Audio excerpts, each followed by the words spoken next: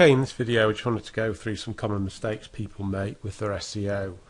I'm going to go into again a lot more detailed analysis of this in later tutorials, but just wanted to bring it in at this stage in this beginners class so we don't make some mistakes later on. First one is poor keyword research. Obviously we've gone through the keyword research. It's either picking words which are maybe not enough traffic or too much traffic, common mistake. If you followed the steps I showed you with your keyword research, this shouldn't be a case, and you should be able to pick something just in the middle which has got a bit of a sweet spot in that it's got good keywords and not ultra competitive. Site structure, this is a big one. A lot of our clients who come to us initially have poor site structure. This is poor metadata, i.e. the title tags, things like that, which we'll go into more detail in some of the videos in this module, and poor internal site structure. This is the way the site's linked between itself and other pages within the site. All these can be avoided and optimized to make sure that you won't have the same problems. Probably one of the biggest mistakes we see is poor backlinking. Backlinking's got a really bad name for itself over the last few years, and there's been a lot of poor quality companies come into the market who promise great results and in a lot of cases can actually cause your site to be banned, and Google is really stamping down on these sort of practices. Common problems with poor backlinking are over optimization. This is where too many links are sent to a page from external sources. Link velocity is the speed in which links are added to your site look unnatural. They're not consistent over a period of time, i.e. 1,000 links are added on day 1, nothing's added for 30 days, and then another 1,000 on day 30.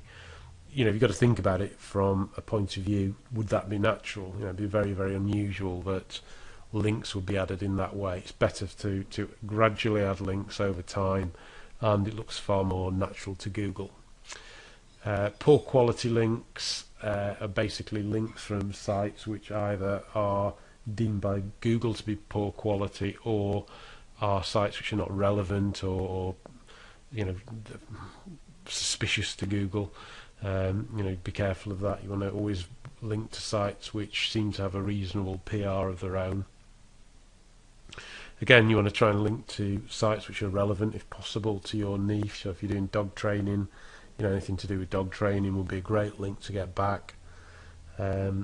Similar types of links is if you're building links, and we're going to go into link types in the intermediate training. If all the links are the same type, then again that looks very suspicious. It's not natural. And probably the biggest one, which again has been clamped down in the recent updates, is overuse of anchor text.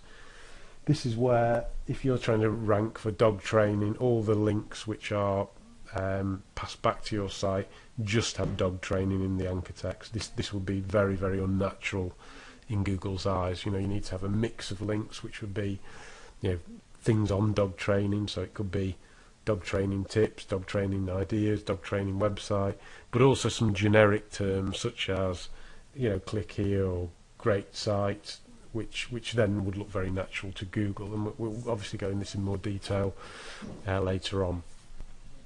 Poor on-page optimization, which is obviously like site structure is, obviously pages can have content which is over optimized, where they're stuffing too many keywords in an article, or at the same time under optimized. They're not having the keywords mentioned enough in the article, and we can show you that how to get an optimum balance of this in some of the later videos.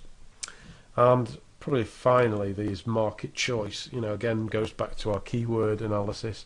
If we're picking a market which is something we would really like to get into but is really too competitive, or in a market where people don't have the money to spend, then either we're not going to get the ranking results we want, or we're not going to get the sales we want in the future. So I will give you a bit of a background of some of the mistakes, common mistakes that people make when sort of picking a site and which markets to get into, and the keyword research.